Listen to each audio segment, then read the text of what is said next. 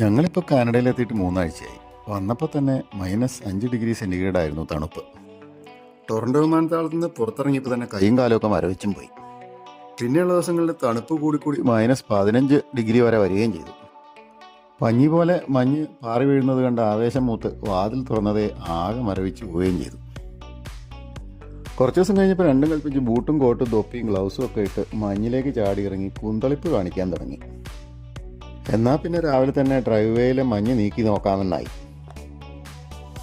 പിന്നെ മഞ്ഞ് നീക്കിയിട്ടില്ലാത്ത വാക്ക് വേയിലൂടെ കുറേ നേരം നടന്നു നോക്കി. മൂക്കിൽ നിന്ന് വെള്ളം ഒഴുകാൻ തുടങ്ങിയപ്പോൾ കുന്തളിപ്പ് മാറി അകത്ത് കയറേണ്ടിയും വന്നു. അങ്ങനെ വീടിനകത്ത് തപസ് തുടങ്ങിയിരിക്കുമ്പോഴാണ് പെട്ടെന്നൊരു ദിവസം വെയിൽ തെളിഞ്ഞത്. തണുപ്പും കുറഞ്ഞു. പിന്നെ ഒന്നും നോക്കിയില്ല. കോട്ടും തലയെക്കെട്ടും ബൂട്ടും ഗ്ലൗസും ഒക്കെ വീണ്ടും എടുത്തിട്ടിട്ട് മഞ്ഞ് മാറ്റിയ വാക്ക് വേയിലൂടെ ചറ വറാന്ന് നടക്കാൻ തുടങ്ങി.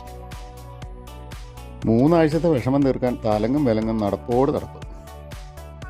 കഴിഞ്ഞ വേനൽക്കാലത്ത് വന്നപ്പോൾ രാവിലെയും വൈകുന്നേരവും പോയിരുന്ന വഴികളിലൂടെയാണ് നടന്നുകൊണ്ടിരുന്നത്. ഗ്രൗണ്ടിലാണെങ്കിൽ നിറയെ ഐസ് കിടക്കുകയാണ്. ഐസിലേക്ക് ഇറങ്ങിയാൽ തെന്നി വീഴാൻ സാധ്യതയുള്ളതിനാൽ വാക്വേയിൽ നിന്ന് കുറേ ഫോട്ടോകൾ അങ്ങോട്ട് എടുത്തു. പിന്നെ തലങ്ങും വിലങ്ങും നടന്ന് കിട്ടുന്ന സ്ഥലത്ത് നിന്നൊക്കെ ഫോട്ടോ എടുക്കൽ അങ്ങോട്ട് തുടങ്ങി. അങ്ങനെ 3 ആഴ്ചത്തെ നിരാശയൊക്കെ മാറ്റി ഞങ്ങൾ തിരിച്ച് വീട്ടിലേക്ക്. Good bye.